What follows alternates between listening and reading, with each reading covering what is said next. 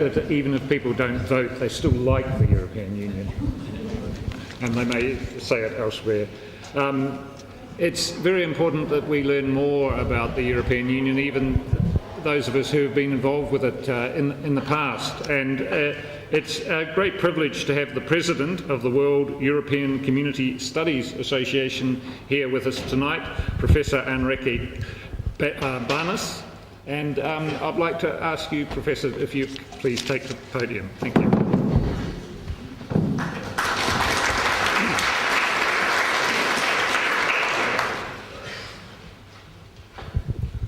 Thank you very much. Good evening.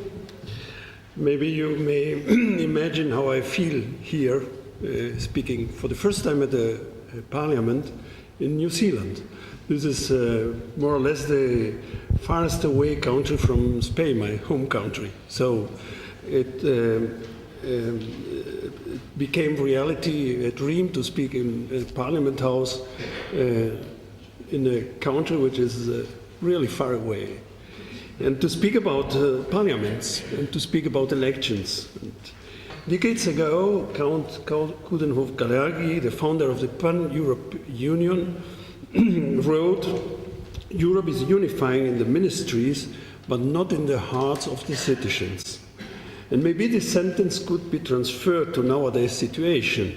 And in fact, one of the main fears in front of the election to the EP, to the European Parliament, is not only in Poland, how many citizens will go for voting. The European integration is for sure not perfect, has made errors and failures. But why do citizens not recognize the revolutionary progresses made in the last half century? Let me mention only two. First of all, the period since World War II is in Western Central Europe the longest peace period since the 3rd century. It is for sure not only the consequence of the European integration, but it is for sure also the consequence of the European integration. And secondly, coming to New Zealand via the United States and Australia, at the end, when arriving back home, I will have lost around 1 working day staying in lanes for immigration and customs formalities. You may imagine how many working days are lost daily in that formalities. If I travel from Barcelona to Berlin or to Warsaw via Rome and Paris, nobody will ask me why I am coming and what I am bringing with me. Of course, border controls are needed, but the citizens' experience of being home in different countries is paradoxically increasing if nobody is there for saying welcome when you arrive in the other's country, which is not anymore the other's country. Why do people not appreciate these advantages? And these are revolutionary changes if you have in mind what frontiers signify, not only from a practical point of view of controlling the movement of goods and so on and so forth, but also from a symbolic point of view. Why do people not appreciate these advantages?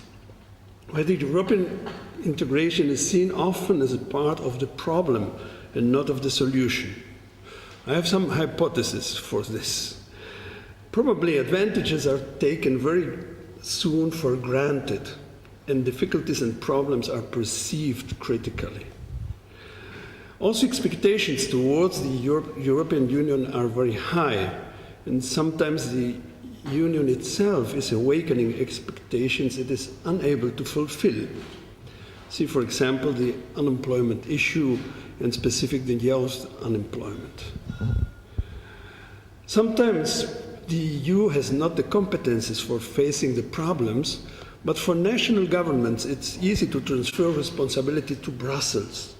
Brussels is a mythical world in which all what is not good for a country is done. Look to Brussels, these bad guys. This is very simple. And maybe population is taking distance generally from politics and politicians, and sometimes the leaders of the European institutions seem not to be great personalities with charisma and a stimulating discourse. Nevertheless, the European integration is the best model for Europe we have. It can only be developed if with the citizens' support. How to get it? First of all, with a convincing project that includes, as it was done in the origins of this project, shifts of paradigms, new ways for approaching new problems. Creativity is needed. Secondly, with a convincing communication. Third, with convincing political leaders. And fourth, including the European integration as such in the school curricula. Being the European integration a novum, it has to be understood. It's not enough to transmit here and there some knowledge about it. Therefore, the school has to include it in the age in which mental categories are formed. Only so citizens can grow up who support what is worthy to be supported and constructively criticize what deserves to be criticized. And this is needed not only in the member states, but also in all the other states that are interested in a peaceful and open Europe. And in that sense, please accompany us critically, open and positively in this experiment. Thank you very much.